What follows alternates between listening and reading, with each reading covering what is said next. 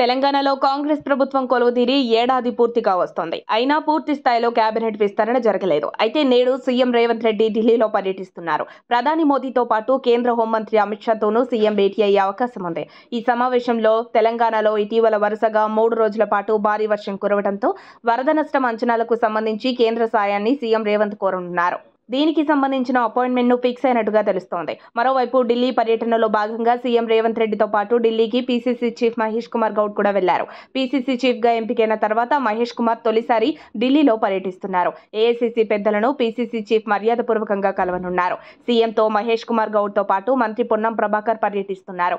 ఈ క్రమంలోనే హస్తినలో కాంగ్రెస్ హైకమాండ్తో మంత్రివర్గ విస్తరణపై రేవంత్ చర్చించినట్లు తెలుస్తోంది. దీంతో అధిష్టానం ఎవరికి అవకాశం కల్పిస్తుందోనని కాంగ్రెస్ వర్గాల్లో సర్వత్రా ఆసక్తి నెలకొంది. కాంగ్రెస్ చీఫ్ ఖర్గే, సోనియా గాంధీని రేవంత్ రెడ్డి, మహేష్ కుమార్ గౌడ్ కలవనున్నారు. ఈ రోజు సాయంత్రం కాంగ్రెస్ హైకమాండ్తో రేవంత్ రెడ్డి చర్చలు జరిపే అవకాశం ఉంది. ఈ రోజు క్లారిటీ రాకపోతే రేపు కూడా ఢిల్లీలోనే ఉండి 6 పేర్లను ఫైనల్ చేయనున్నారు. మొత్తానికి నేడో రేపో మంత్రివర్గ విస్తరణకు హైకమాండ్ గ్రీన్ సిగ్నల్ ఇచ్చే అవకాశం ఉందని సమాచారం. కొన్ని నామినేటెడ్ పోస్టుల భర్తీ, ఎమ్మెల్సీ స్థానాల భర్తీ, పీసీసీ చీఫ్ నియామకం పూర్తవడంతో ప్రస్తుతం అందరి దృష్టి కేబినెట్ విస్తరణపైనే ఉంది.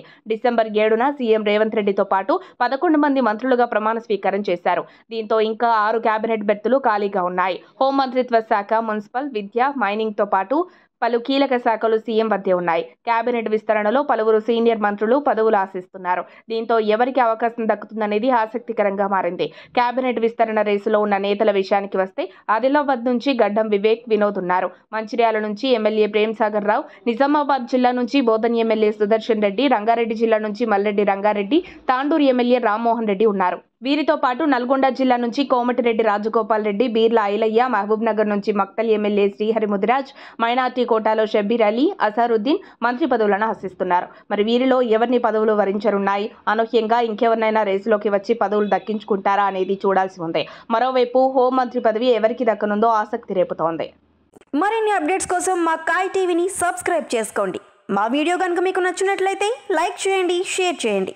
మీ విలువైన అభిప్రాయాలను కామెంట్ బాక్స్లో తెలియజేయండి.